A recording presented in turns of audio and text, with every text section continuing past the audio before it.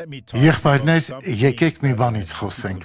Իսրայելի ժողովուրդը ցանկացավ Եգիպտոս գնալու մասին, եւ Աստծուն դա ընդհանրապես դուր չէր գալիս, որովհետեւ Եգիպտոսը մեղք գործող երկիր էր, եւ Աստված չէր ուզում, որ նրանք այդպիսի վայրում լինեն։ Աստված պատասխանեց նրանց Երեմիա 42:10. Եթե այս երկրում բնակվելու լինեք, ես էլ պիտի շեն անեմ ձեզ եւ պիտի չքանդեմ, եւ ես պիտի տնկեմ ձեզ եւ պիտի չխլեմ, որովհետեւ զղջացի այն չարիքի համար, որ արի ձեզ։ Աստված ասում է, որ նրանք չվախենան Բաբելոնից։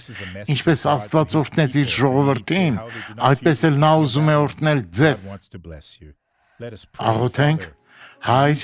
ես հիմա այս մարդու կյանքը տանջող յուրաքանչյուր չարիքին հրամայում եմ հեռանալ Հիսուսի անունով, եւ դուք ասեք ամեն, Աստված օրհնի ձեզ։